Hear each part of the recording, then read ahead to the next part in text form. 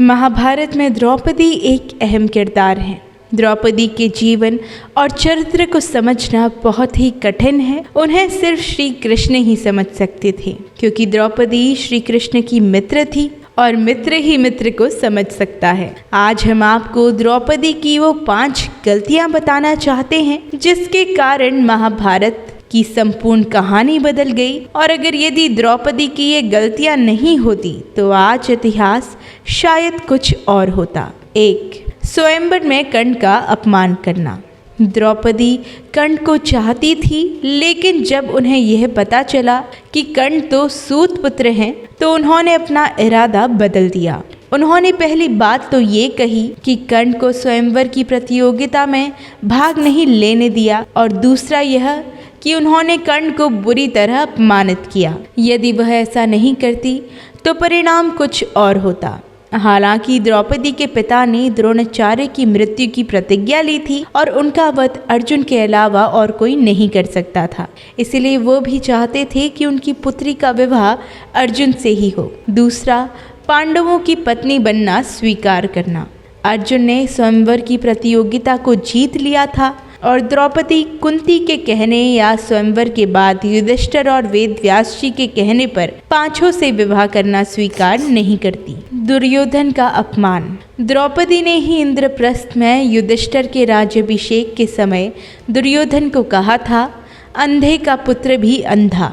बस यही बात दुर्योधन के दिल में तीर की तरह धंस गई, और यही कारण था कि द्रुत क्रीड़ा में उसने शकुनी के साथ मिलकर पांडवों को द्रौपदी को दांव पर लगाने के लिए राजी कर लिया। इस खेल ने ही महाभारत के युद्ध की भूमिका लिखी थी, जहां द्रौपदी का चीरहरण हुआ था। वहीं अपनी चीरहरण के बाद द्रौपदी ने पांडवों से कहा कि यदि तुम दुर्योधन और उनके भाइयों से मेरे अपमान का बदला नहीं लेते हो तो धिक्कार है तुम पर। द्रौपदी ने पांडवों से कहा कि मेरे केश अब खुले रहेंगे जब तक कि तुम दुर्योधन के खून से इन्हें धो नहीं लेते। उस समय द्रौपदी ने ऋतु स्नान नहीं किया। ऐसे में भीम ने कसम खाई कि दुर्योधन की जांघ को गदा से तोड़ दूंगा और दुशासन की छाती को चीरकर उसका रक्तपान करूंगा। चीरहरण के दौरान कर्ण ने द्रौपदी को बचाने की जगह जो स्त्री 5 पतियों के साथ रहती है उसका क्या सम्मान, यह बात कही थी, और इसी बात ने द्रौपदी को ठेस पहुंचाया और वह हर समय अर्जुन को कर्ण से युद्ध करने के लिए उकसाती रहती थी। जुए में अपना सब कुछ गवा देने के बाद जब पांडव वनवास की सजा काट रहे थे, तब दुर्योधन के जीजा जयद्रथ की बुरी नज़र द्रौपदी पर पड़ी। उसने द्रौपदी के साथ जबरदस्ती करने की कोशिश की और उसे रथ पर ले जाने का दुस्साहस भी किया, लेकिन ऐन वक्त पर पांडव आ गए और उसे बचा लिया। पांडव वहीं पर जयद्रथ का वध करना चाहते थे, लेकिन द्रौपदी ने पांडवों को ऐसा करने से रोक दिया, जो कि उनकी गलती थी। द्रौपदी ने जयद्रथ के सर के बाल मुंडवाकर 5 चोटियां रखने की सजा दी और सभी जनता के सामने उसका घोर अपमान करवाया। जयद्रथ किसी को अपना चेहरा दिखाने के लायक नहीं रहा और हर पल अपमान को सहता रहा।